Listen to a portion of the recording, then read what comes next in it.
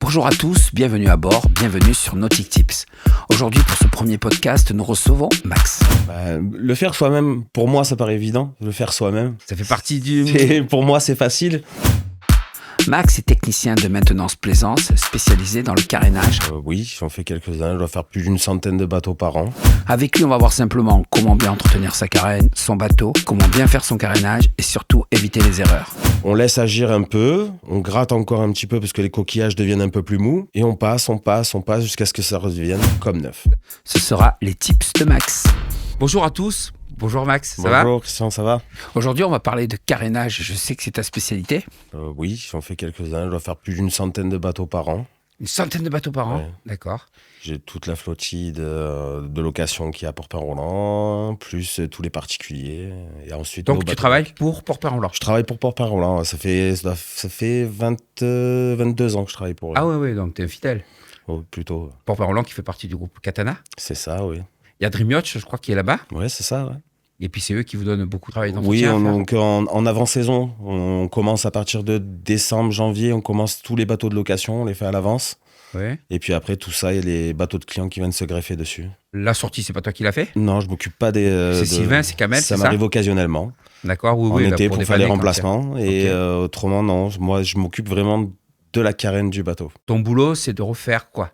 Bon, moi, je fais les préparations, nettoyage, grattage de coque pour enlever les petits coquillages, la mousse et tout ça. Et puis après, l'application des produits anti-fouling.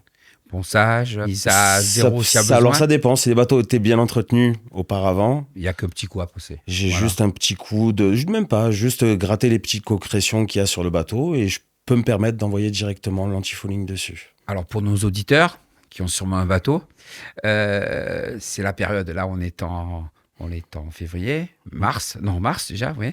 Bon, c'est là où on commence à se poser des questions, il va falloir sortir le bateau, on commence à prendre rendez-vous, on commence à se dire, bon alors, quelle est la démarche ? Qu'est-ce qu'il faut faire ? Quand on veut le faire soi-même ou quand on veut passer par un professionnel ? Le faire soi-même, pour moi, ça paraît évident. Le faire soi-même. Ça fait partie du... Pour moi, c'est facile. Ouais. Après, le faire par un professionnel, oui, ça pose aucun problème aussi. Mais pour moi, je pense que ça vaut plus le coup de le faire soi-même. Donc quand on a... Prendre le temps et le Oui. faire soi-même. Alors on prend rendez-vous avec l'aire de Pour le carénage. bruitage, pour la sortie du bateau. Oui.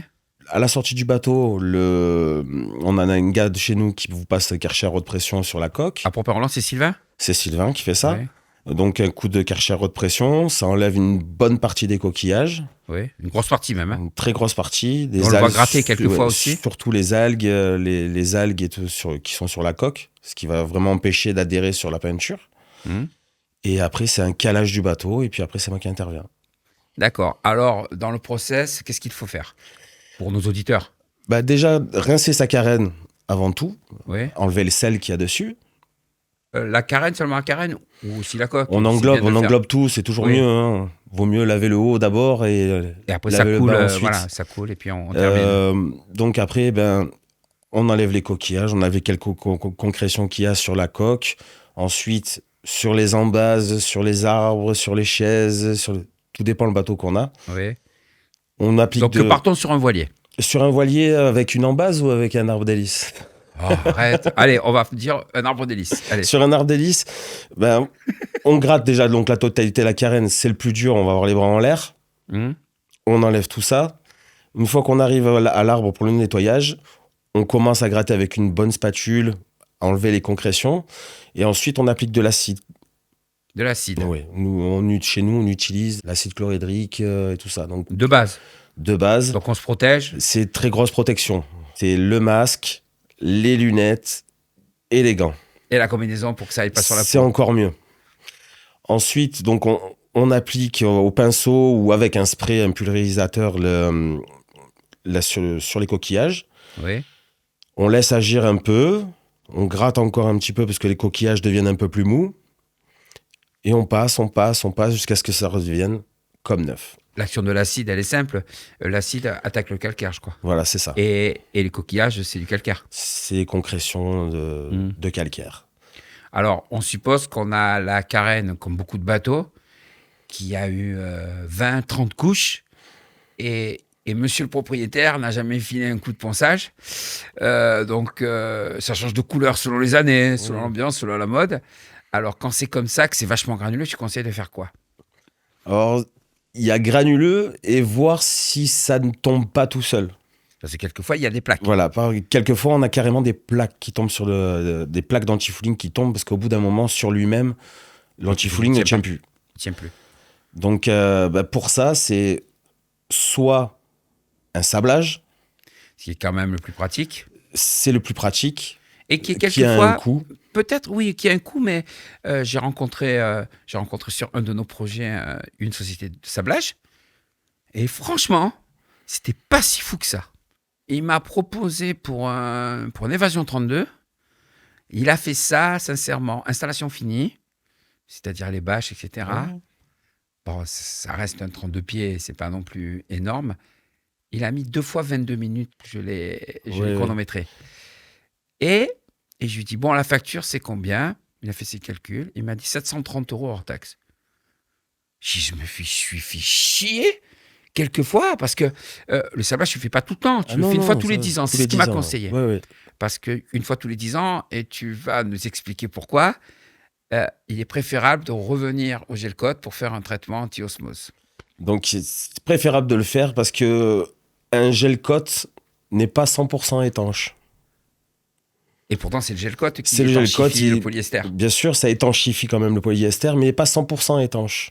Et si le primaire époxy est trop vieux, il ne fait plus son boulot d'étanchéité. Et donc explique-nous, le primaire époxy, même sur les bateaux neufs. Oui, sur les bateaux neufs, sur tous les bateaux. Il y a un primaire époxy qui est gris, qui est de certaines couleurs selon les marques. Beaucoup de bateaux maintenant ont changé, on a beaucoup de bateaux en vinylester. Vinylester. La résine vinylester, c'est grossièrement, c'est un mélange de résine polyester et époxy. D'accord. C'est grossier, hein, Ouais. mais ça rend le bateau 100% étanche.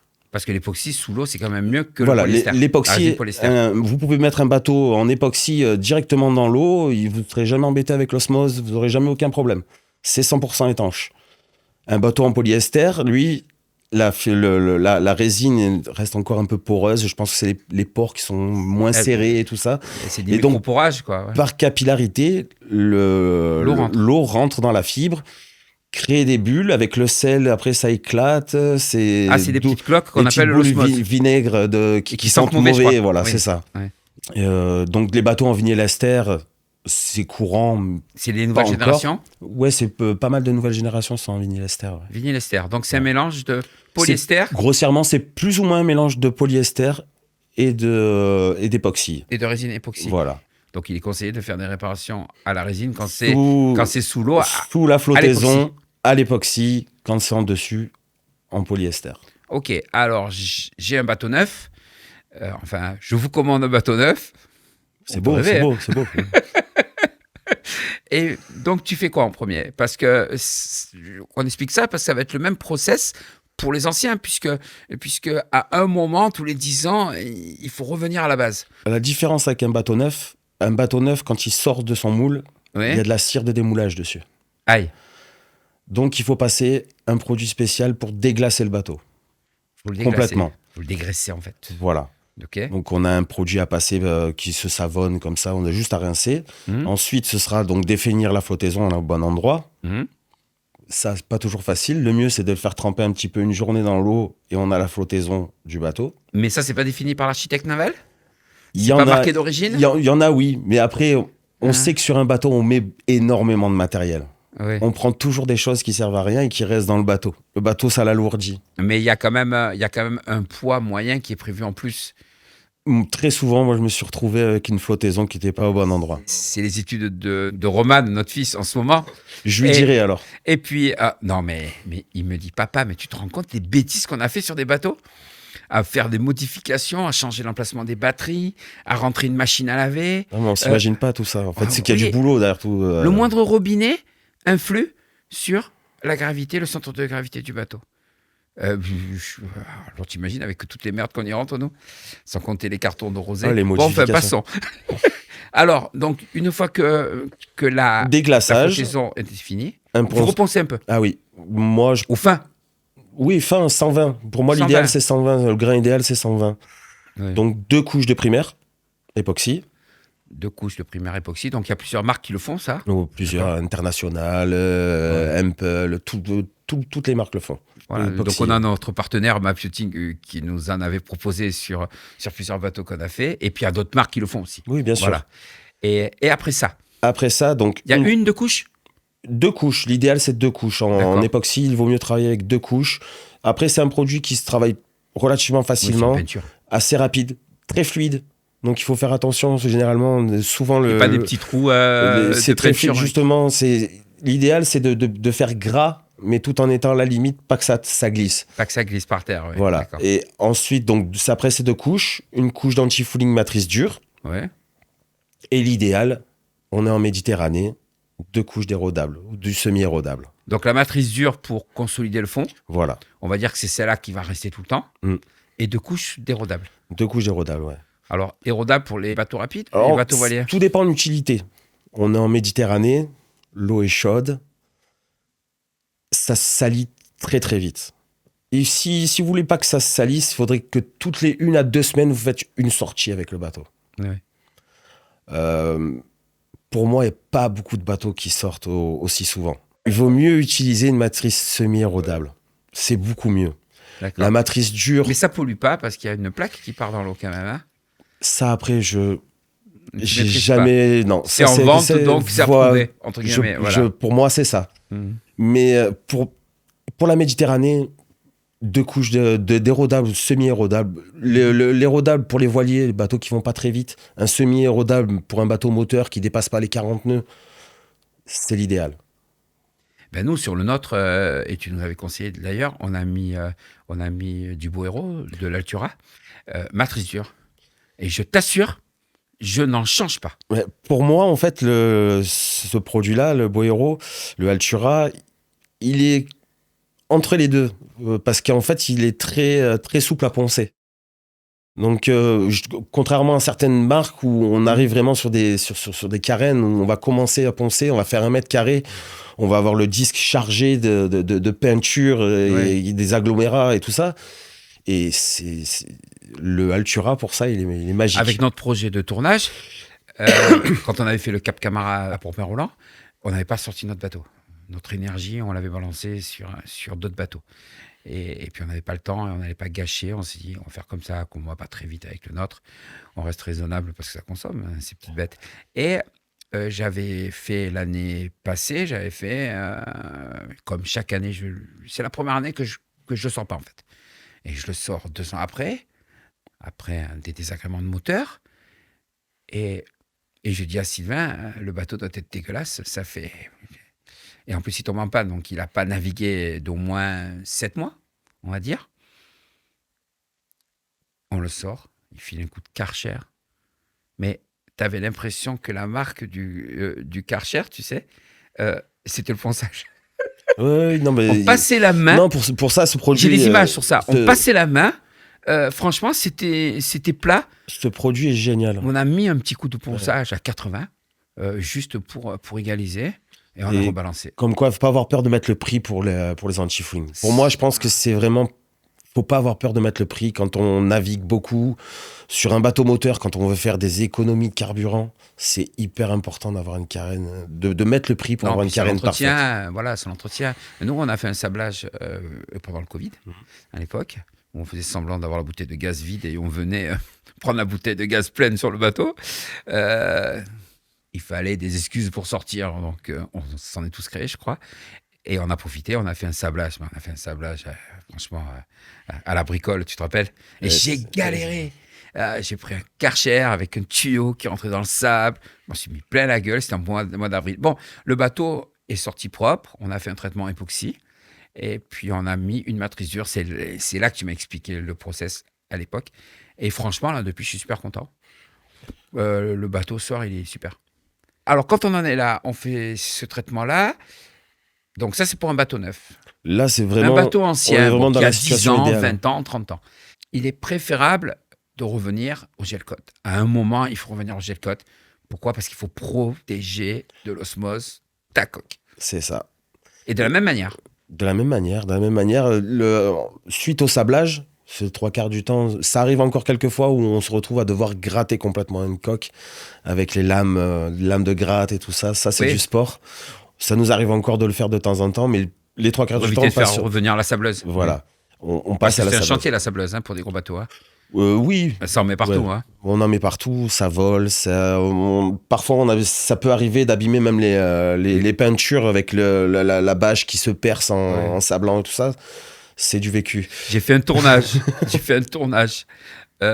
Sur un sablage. Sans plaisanter. J'ai cassé 3 GoPros. Pourquoi par la poussière et le sable? Il n'a pas fait attention, le gars, il est allé dessus. Boah, ça m'a défoncé les vitres. J'ai déjà pris un coup de sable, ça fait très, très mal. Ouais. Ça se voit. Ça fait très mal. Ouais. Donc, même principe, on protège à l'époxy. OK. Et après, pareil, matrice dure. Si on a un bateau rapide, 2 couches de matrice dure.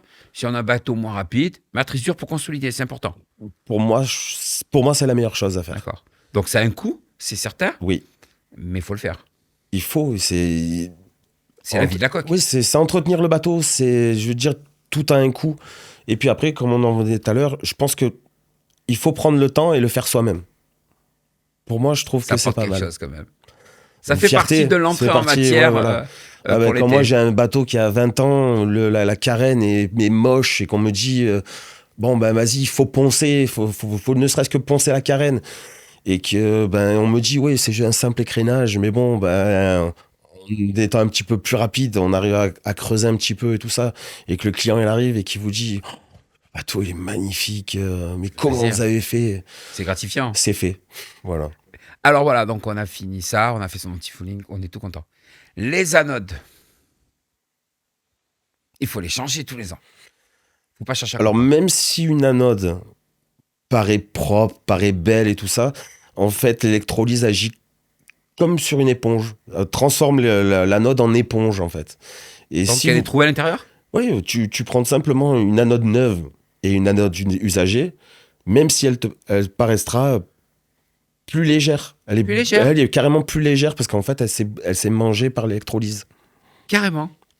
C'est vraiment... C'est pas ça. Et puis après, c'est tout un tas de choses à regarder. On pouvait regarder si sur l'anode, elle est mangée par des petits cercles bien ronds, bien machin.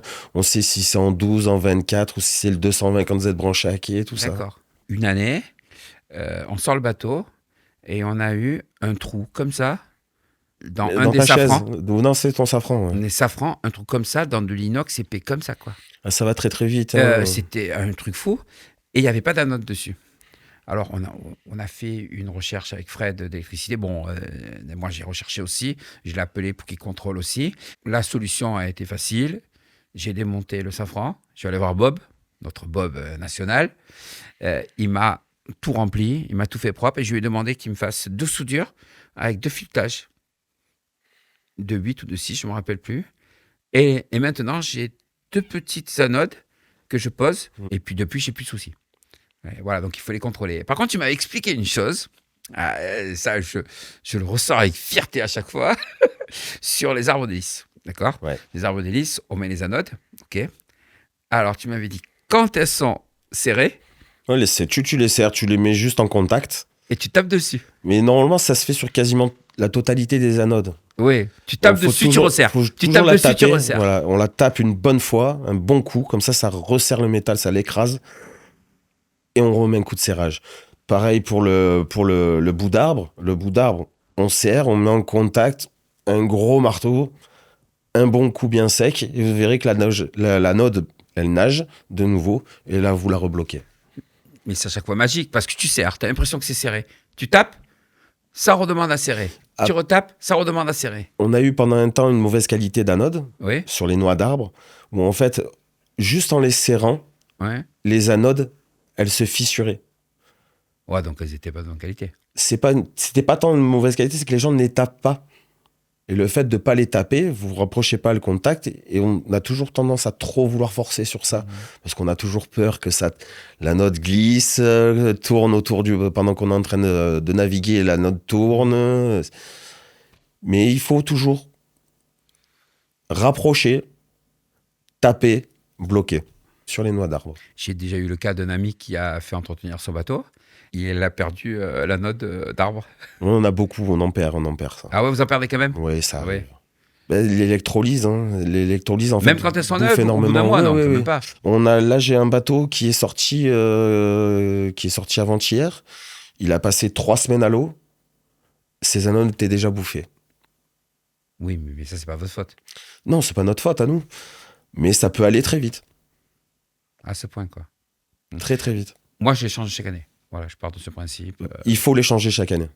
Vaut mieux changer une anode que changer un arbre. Que changer C'est une certain. chaise, que C'est changer pas un faux. safran. C'est pas faux. Après, quand on est dessous, on profite, on vérifie s'il n'y a pas un problème sur les passe-coques. Ça, c'est hyper important. C'est les passe-coques. Si jamais il y a une voie d'eau, l'eau, elle rentre très, très vite. Ça va à une vitesse folle. Alors, les passe-coques, il faut les changer tous les combien? Je crois que les assurances, c'est 5 ans. Ah bon? Mm. Oups. Je crois Il va que falloir que je normalement, change cette année, alors. faut regarder sur son Ouais. contrat, mais je crois que pour être assuré à ce niveau-là, au niveau d'une vanne qui casse ou machin, je crois que c'est 5 ans. D'accord. Et puis après, on voit de suite la couleur, et c'est toujours pareil. Le bateau, il faut aller dessus, même quand il fait mauvais, quand il fait froid, il faut aller sur le bateau, manœuvrer les vannes et Donc tout voilà, ça. donc ça, il faut prévoir, il faut vérifier les passe-coques, il faut vérifier les vannes, Mm. d'accord? Et après? Les presses et Après, toupes? Ouais, et puis le presse et toupe, le revérifier son tube de jaumière, son tube d'étambeau, il y a tout ça à faire. Le tube de jaumière, c'est quoi? Tube de jaumière, c'est le safran. Ah, d'accord, ok, oui. Voir si l'eau ne rentre pas. Mais on Voilà. s'en aperçoit quand ça rentre. Oui, après, il y a toujours l'histoire des bagues à changer. Oui, il y a un joint. Voilà. Voilà, oui. Alors, sur les embases, on fait comment? Alors, Pareil? Les embases, c'est un peu différent. Il faut Les vraiment... embases de moteur inboard. On Inboard. précise, oui. C'est un peu différent. Pour moi, quand le bateau est récent, il faut rien mettre dessus. Les peintures qu'ils utilisent, Mercury, Volvo et tout ça, c'est déjà des trucs plus ou moins anti-salissure. Où Oui. c'est un petit peu huileuses, il y a une elles glissent, couche de quoi. vernis dessus qui limite l'agglomération. Après, avec le temps, la peinture passe. J'ai pas vraiment de solution miracle pour les embases. D'accord. Sur des hélices, de grosses hélices, sur les Arneson, tout ça, il y a des produits qui existent qui sont pas mal. Zerdesson, c'est ça? Ouais, les Arneson. Ah ouais, alors précise ce que c'est. C'est les hélices directrices. Oui, c'est des hélices de surface. C'est des hélices de surface. C'est des hachoirs, les hachoirs à viande, on les Voilà, appelle. des hachoirs à viande pour en général les gros Pour moteurs rapides. ou les bateaux offshore. Les bateaux offshore, voilà, ça fait une gerbe magnifique. Et c'est très fragile, Il y hein. a tout qui est beau là-dessus. C'est très fragile.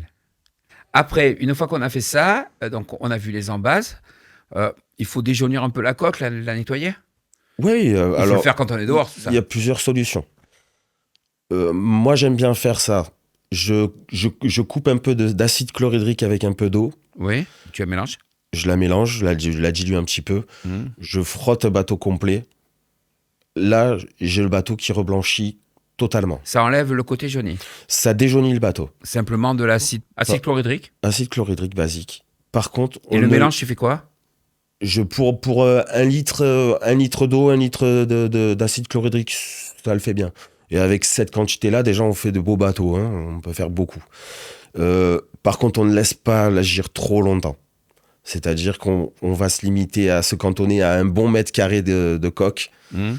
Je passe mon produit, je laisse agir 10, 15 secondes, 30 secondes maximum. Ah, pas plus? Et on rince. D'accord. Et j'avance comme ça au fur et à mesure. Et pourquoi ça attaquerait le... Ça attaque. Après, on fait pas ça sur un bateau neuf. Oui, bien sûr. Ouais. On fait ça sur un bateau qui est un peu âgé, où le gel coat est un peu terne. On peut se permettre de le faire. Dans cette situation-là, l'idéal, c'est passer ma coque à l'acide chlorhydrique, ou il y a d'autres produits déjaunissants qui sont super. Oui. Là, il y a des produits sur des marques Mais pour faire un peu, moins agressifs. voilà, un peu d'économie, l'acide chlorhydrique basique, ça marche très bien moins aussi. agressif, oui. Ok. Le lustrage derrière. Ah, le lustrage. Ah, ça, c'est la spécialité de Christine, le lustrage. Ouais, Tout ce qui est compliqué, moi, je le fais pas. Moi, je l'ai vu faire, elle se débrouille super bien. Ah oui. Et sous tes conseils, d'ailleurs. Donc, pour moi, le lustrage, c'est l'idéal. Ça finit l'histoire, quoi. Ben, le bateau, il est beau, il Et brille. c'est pas qu'esthétique en plus. Non, on protège. On Parce que protège des ça- UV, on protège oui. du sel, on protège de pas mal de Et le choses. traitement céramique, t'en penses quoi? Je l'ai jamais fait. Tu as jamais fait? Moi, à partir du moment où j'ai jamais fait, D'accord. Et qu'est-ce que tu conseilles? Tu conseilles des produits qu'on trouve dans les... Bon, sans citer de marque, à part s'ils nous appellent. Mais autrement, bon... il y a rien de mieux que les remèdes de grand-mère. Oui, alors c'est-à-dire? On attaque à la mousse ou à la peau de mouton? La peau de mouton, c'est l'idéal. Direct? Pour moi, c'est la peau de mouton. Même pas le Après, tampon après, mousse, ça après, si on veut faire un truc dans les règles de l'art, Oui. où on veut vraiment faire revenir le bateau à son état le plus neuf, ponçage au 3000, En 3000, à la Bralon, c'est ça? voilà, à la Voilà, Bralon. on a cité une marque, mais c'est un tampon abrasif, très fin, puis c'est du 3000, il existe Ouais. du 1000, il existe du 1000, 500, du 300, 1500. il en existe plusieurs. C'est un tampon à l'eau, c'est comme sur les carrossiers, Voilà, c'est pour les exactement, on carrossiers. peut le mettre directement base. sur la ponceuse. Et il y a une aussi, petite hein. mousse, en fait. Il y a une petite mousse, c'est Ouais, c'est ça, voilà, c'est calé. Et puis en plus, ça permet de rester bien droit quand on bien ponce et droit, tout ça agresse pas non plus. Voilà. Voilà, donc Bon, ça permet- ponce quand même pas mal. Hein. Ouais, ouais, ça Mine de ponce rien, le beaucoup, même, 3000, hein. ça ponce beaucoup. Faut pas rester trop longtemps non plus en fonction de l'âge du bateau. Hein. La première année qu'on a acheté notre bateau, nous, on avait attaqué par du 1000. C'était quand même... Oui, mais après, on a fait au 2000. L'eau, c'est encore plus agressif hein, quand on ponce à l'eau. Et on l'a même pas lustré. Il brillait déjà. Ouais. Enfin, il brillait tellement plus que ce qu'il était. Oui, Et oui. voilà, c'était pas une. Voilà, mais. Ouais. Et cette année, il faut qu'on le refasse d'ailleurs. Toute la partie fly, on va le sortir, on va faire quelque chose de propre. Ça va être sympa. Après, qu'est-ce que tu conseilles d'autre au niveau des vérifications quand on est à terre? Quand on est à terre, bon, après, sur les voiliers, ben, vérifier l'acquis, si tout va bien. Ça coûte rien. On lève tous les planchers du bateau, on inspecte un peu tous les fonds, tous les contre-moules, tout ça. C'est. Voir s'il n'y a pas. S'il n'y a pas des fissures, si on n'a pas, si vous louez votre bateau, vérifiez que l'acquis soit bien N'est pas talonné. au bon endroit. J'ai vu sur Ça certains arrive souvent, bateaux, ça j'ai eu des grosses casses de bateau. Ouais. J'ai eu une quille qui était carrément rentrée à l'intérieur du bateau, Oh, quel malheur. rentrée de 2-3 cm. Et c'est réparable? La fibre de verre, tout est réparable. Ouais. Eh oui, c'est certain. Parce que bon, il faut qu'on dise aussi que ton premier métier, toi, c'est la fibre de verre. Ouais. Tu es stratifieur. Stratifieur, ouais. Voilà, quoi. Donc, vous faites des transformations sur des gros bateaux. Oh, j'ai fait de tout, vraiment de tout. J'ai fait du bateau brûlé, j'ai fait du bateau accidenté, j'ai vraiment fait de tout. Il y avait un très beau bateau que vous avez fait, le bateau d'une personne qu'on connaît un peu tous à Pourpin-Roland, un trawler bleu magnifique, Kika, qui a été prolongé. En fait, la carène était la même carène qu'un 60 pieds ou 62 pieds, un truc comme ça. Pas dire exactement. Et lui, il avait acheté le 58. Mm. Et en fait, la carène, c'était la même. Et ce qu'ils avaient fait, c'est qu'ils avaient fait une grande plage arrière sur la carène. C'est bien ça l'histoire. Ouais, c'est ça. Si jamais, je retiens tout, moi. Et puis, il avait un carré enfin, pas un carré, un cockpit qui était restreint par rapport à un 58 pieds quand même. C'est ça. Pareil, un 58 pieds. Ouais. Parce que comme il est très habitable à l'intérieur, fatalement, il y avait moins de place. Et vous avez carrément coupé l'arrière.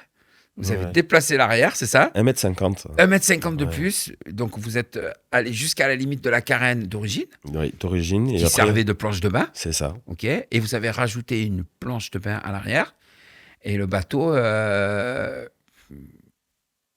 Moi, j'ai regardé... Je suis une fouine. Hein.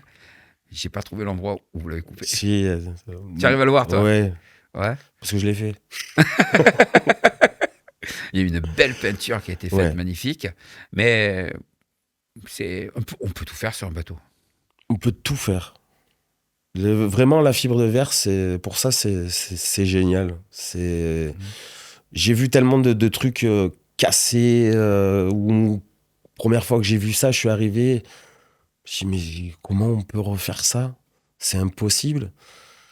Et puis, avec le boulot des menuisiers, le boulot des stratifieurs, celui qui fait les finitions, on arrive sur des bateaux qui sont encore mieux que quand ils étaient au départ. Oui, parce que l'utilisateur se dit, tiens, il manque ça. Et puis, quand il vous le demande, vous le faites, quoi. Voilà. Et puis, quand c'est possible, quand la carène peut le supporter. Oui, il y a quand même un bureau d'études qui regarde les choses et tout ça. Hein. Je sais maintenant avec Roman qu'on ne peut pas faire n'importe quoi. On ne peut pas faire ce qu'on veut non plus. Mais on peut quand même se permettre pas mal de choses.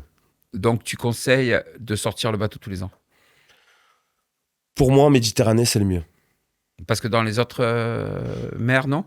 Ça se salit moins en Atlantique et tout En ça. Bretagne, Nous, exemple, ça se voilà, salit moins, en non? Sérieux? Atlantique, ouais, je pense que ça salit beaucoup moins. Mais pourquoi? Nous, Là, les j'ai eaux pas... sont chaudes. Nous, D'accord. l'eau descend jamais vraiment en dessous de 15 degrés. C'est très froid pour nous ici. Alors que là-bas, ça température même l'été. D'accord. Et donc, nous, prolifération des algues. Puis, dans les ports où on est, nous, à Port-Pin-Roland et tout ça, on a énormément de pluviales qui arrivent.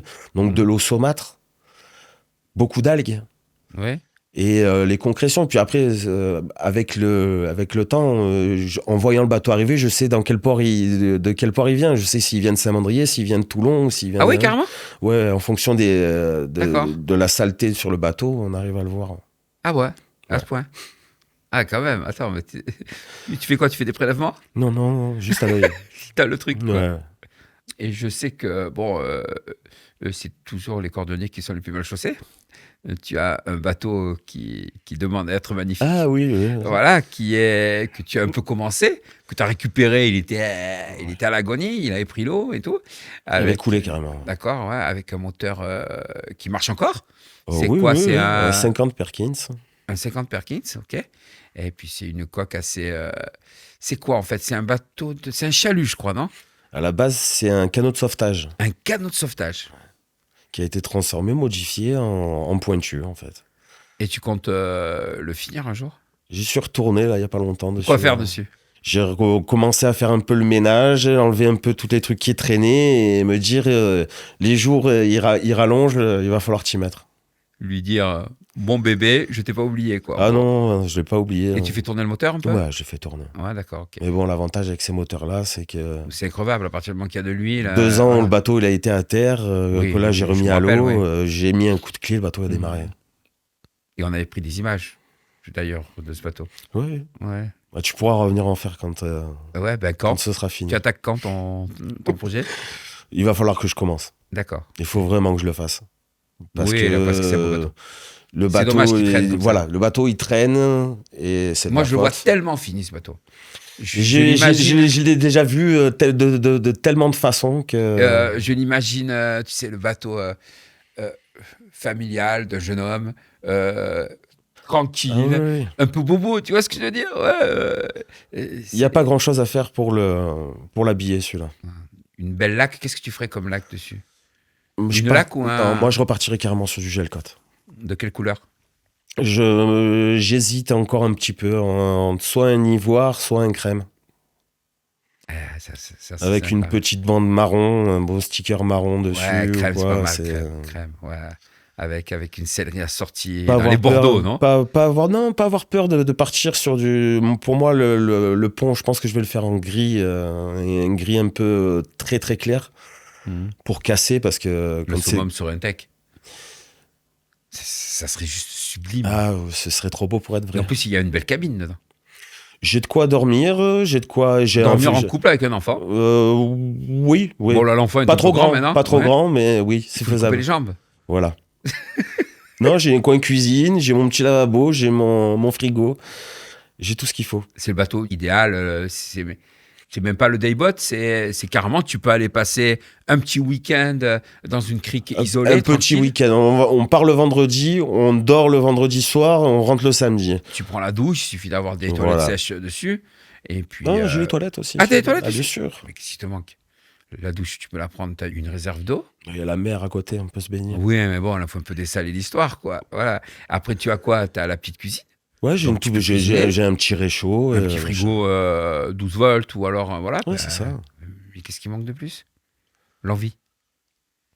Après, le boulot, c'est pas évident de se mettre, de se remettre sur un autre, en fait. Oui, parce que c'est un boulot difficile, physiquement. Physiquement, ouais. On te voit, tu es dans le dur, et tu es courageux, tu lâches pas l'affaire, quoi. J'aime pas finir le lendemain, moi. Ouais. Et puis, tu aimes bien être satisfait de ton travail, parce que si toi, tu es satisfait, le client le sera aussi. Ouais, voilà. C'est surtout ça. Donc voilà, alors si vous avez envie de faire votre anti-fouling, votre carénage, je pense qu'il y a eu les meilleurs conseils qu'on puisse avoir aujourd'hui, c'est Max. Que vous voulez avoir Max qui s'occupe de votre bateau, ben vous allez à Port-Perronland, vous prenez rendez-vous, puis vous demandez Max. Ce sera moi qui le ferai. Ça va être lui, quoi qu'il arrive. Je te remercie, Max. Merci à C'est toi. un grand plaisir de te recevoir. Moi aussi. Et Moi ben aussi, voilà, ça me fait tu beaucoup vois, plaisir. une nouvelle histoire commence. Et j'espère qu'elle va aller loin. Bien sûr qu'elle va aller loin. Je pense qu'elle va aller loin. Oui. Merci à toi, Max. Merci, Christian.